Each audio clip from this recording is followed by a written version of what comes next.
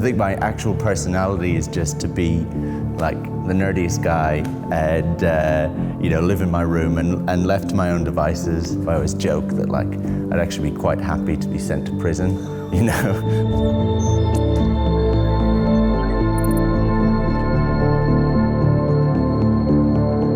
Video games was my gateway into sci-fi rather than the other way around. Like playing, even silly things like Space Invaders and stuff like that. But there's real kind of sci-fi influences, like a game like Exile, stuff like that, on those like early computer systems. And so I would play those a lot and kind of got into sci-fi from that point of view. And then I was kind of given sci-fi books. So the one that really grabbed me was Dune. I can actually remember reading it and just being hungry, because I had forgotten to eat, basically. But it's such an amazing book, and it paints this picture of a world that's like so believable. You kind of everything about all of the systems. I think that's the really good thing about good sci-fi. It just makes total sense, and so you get lost in the world a little bit. There's like logic to it. I look at games now, and I think video games actually almost do all the work for you now. The worlds that you're in are fully imagined, whereas games that I grew up with as a kid, they were so basic that you kind of had to do all the work. You had to imagine, like you would play Elite. If you go back to Elite, the planets are just circles, and yet in my mind they were like incredible places, and Starfield is just some white dots on a green screen.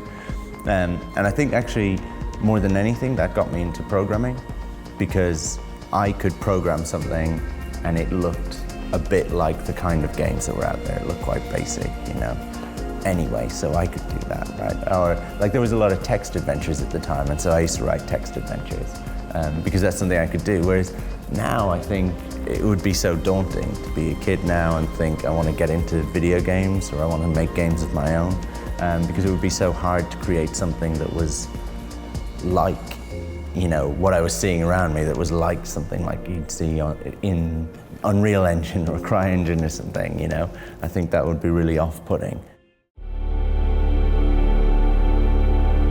When we actually started out with No Man's Sky, and when we were prototyping for the first year, things looked actually a lot more alien and a lot more weird. And it's actually easier to create something that looks crazy and weird and doesn't adhere to our rules. It's unbelievably hard, actually, to create something procedurally that just looks like a tree, just an ordinary, boring tree, It's kind of like when people do 3D renders, right, and they do like CGI.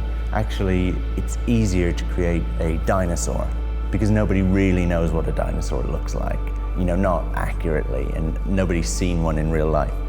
We think it's really important to have, some of the rules from Earth and have twists on those. And if you look at sci-fi, if you look at the sci-fi of like the 30s and 40s, it had way more of that kind of weirdness, like alien creatures float along and they're just like floating squishy brains or something like that, right? And nothing had any ties to the like real world. The decision that we've made is that when you start out in the galaxy, when you start out on the like far edge of the galaxy, everything is much more like normal, right? And then as you travel further towards the center of the galaxy, things become much more mutated, and the crazier things exist there.